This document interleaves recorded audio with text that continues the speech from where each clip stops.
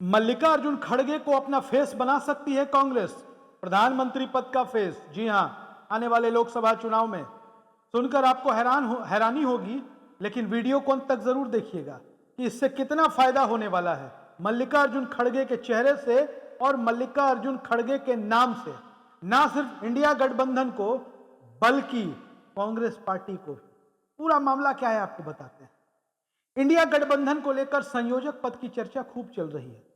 India गठबंधन में चर्चा भले ना चले, लेकिन मीडिया में खूब चल रही है चर्चा, खास करके गोदी मीडिया, भाजपा पोषित मीडिया। उनको इस बात की बड़ी फिक्र है कि कौन होगा इंडिया गठबंधन का संयोजक। नीतीश कुमार का नाम आता है तो नीतीश कुमार तो बड़ी विनम्रता के साथ कहते हैं कि भाई हम इस रेस में नहीं हैं, हम सबको एकजुट करना चाहते हैं, मुझे कुछ नहीं चाहिए। इसके बावजूद फिर सबको कीड़ा काटने लगता है, कौन बनेगा संयोजक, कौन बनेगा संयोजक। अरे भाई, संयोजक इंडिया वालों को बनाना है, वो बना लेंगे। लेकिन बात करते हैं मल्लिकार्जुन खड़गे की। मल्लिकार्जुन खड़गे आने वाले लोकसभा चुनाव में कांग्रेस ही नहीं, इंडिया गठबंधन के फेस बन सकते हैं। और आपको बता देते हैं इसकी वजह क्या है। देश को एक दलित पीएम पहली बार मिल सकता है। मल्लिकार्जुन खड़गे का नाम जैसे ही सामने आएगा, पूरे देश के अनुसूचित जाति में इस बात का संदेश चला जाएगा, मैसेज चला जाएगा कि पहली बार ये मौका है। ये मौका पहली बार आया है कि जब एक दलित इस देश का प्रधानमंत्री बन सकता है। और दलितों की आबादी इस देश में कितनी है मालूम है आपको? 22%, 22% दलित इस देश में रहते हैं। मल्लिकार्जुन खड़गे का जैसे ही नाम सामने आएगा, पूरे देश के दलित इंडिया और कांग्रेस के पक्ष में एकजुट हो सकते हैं। दूसरी तरफ मल्लिकार्जुन खड़गे आते कहां से? दक्षिण भारत से। उत्तर भारत के दलितों को तो आपने साध लिया, मल्लिकार्जुन खड़गे का नाम अगर सामने आ जाता है तो।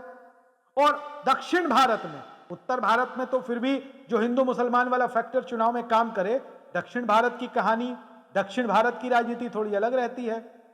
दक्षिण भारत में 130 लोकसभा की सीटें हैं। राज्यों के नाम उंगलियों पर गिन लीजिए। कर्नाटक, आंध्र प्रदेश, तेलंगाना, केरल, पुडुचेरी और इसके साथ तमिलनाडु। अब समझिए कि ये 6 राज्य दक्षिण भारत में हैं। और दक्षिण भारत के इन 6 राज्यों में लोकसभा की 130 सीटें हैं। और अगर दक्षिण भारत से आने वाले मल्लिकार्जुन खड़गे कर्नाटक से आते हैं और मल्लिकार्जुन खड़गे का अगर नाम सामने आता है, तो इसे दक्षिण भारत की अस्मिता का सवाल बना सकते हैं दक्षिण भारतीय।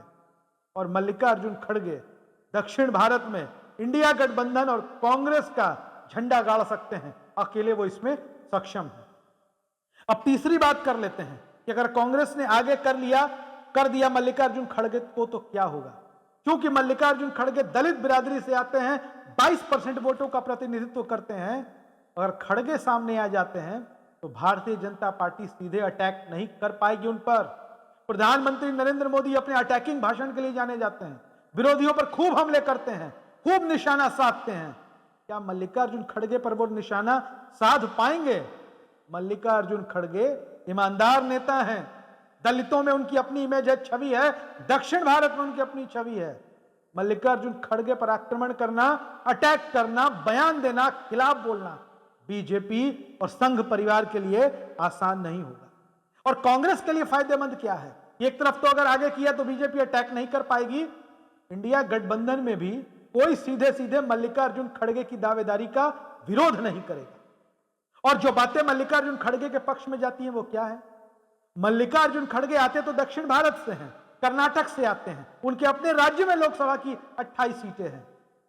और दक्षिण भारत की तमाम भाषाओं पर क्षेत्रीय